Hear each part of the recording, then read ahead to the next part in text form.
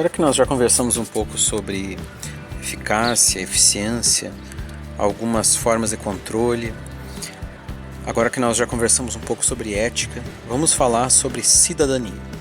Cidadania é uma atitude fundamental de todos os cidadãos de um país e ela precisa de algo muito importante. A cidadania precisa ser fomentada, precisa ser estimulada.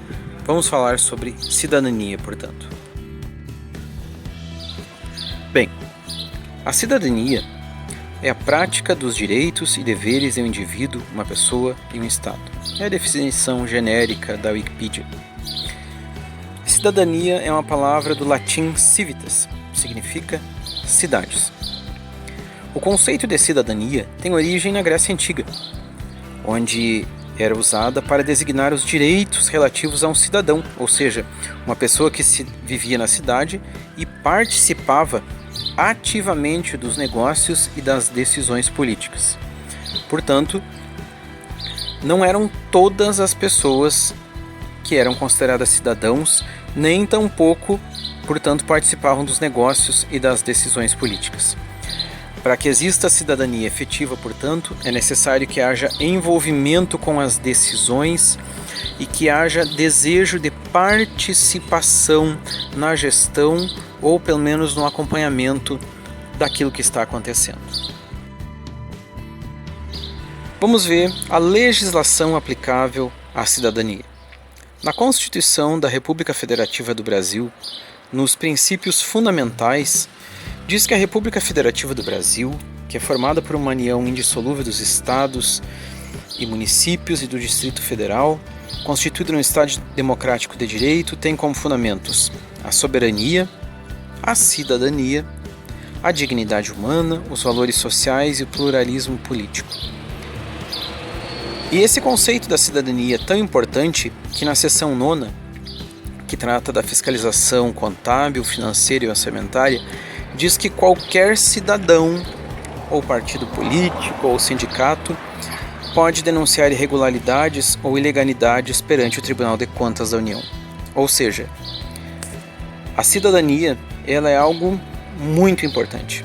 Era algo restrito na Grécia Antiga e que se tornou algo amplo nos dias de hoje.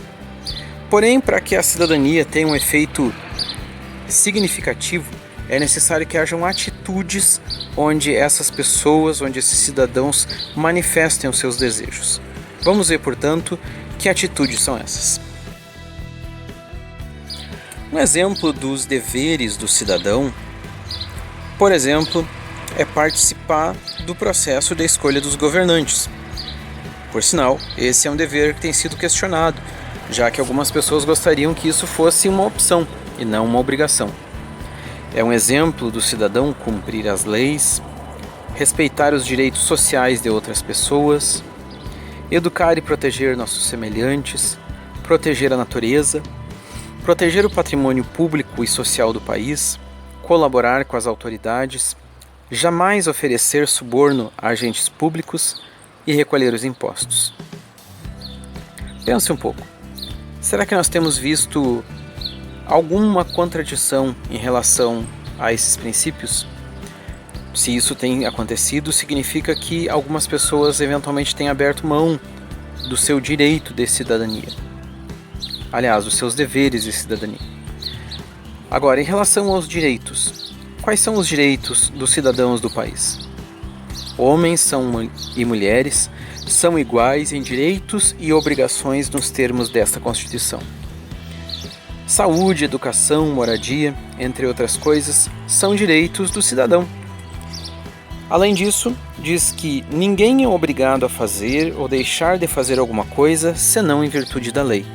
Ninguém vai ser coagido, a não ser em caso de uso da lei.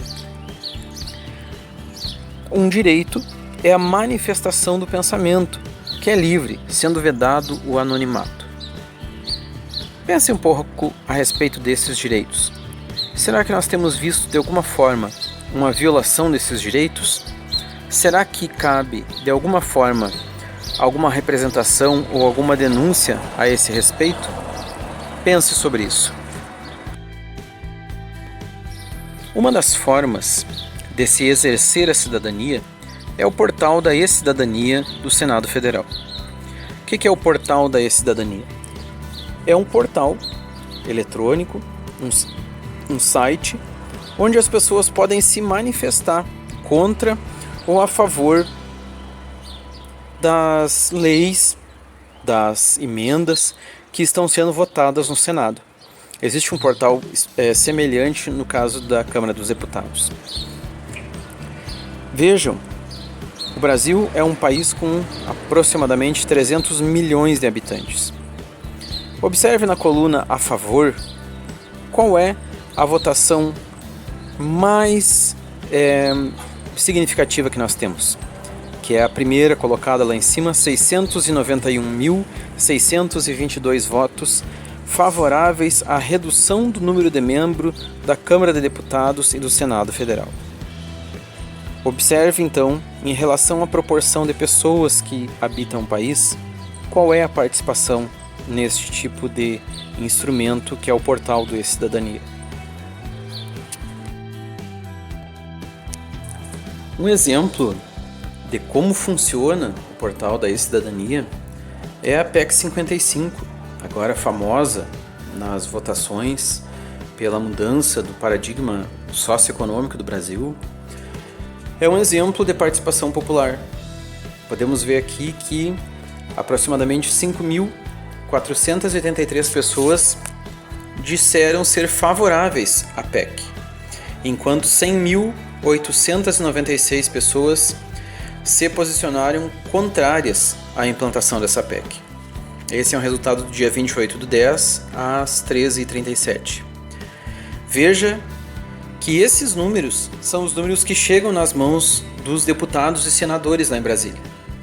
Então, existem muitas formas de participação da cidadania. Se possível, ir pessoalmente até Brasília. Se possível, ligar para o seu deputado, para o seu senador que tu votou e cobrar dele uma atitude.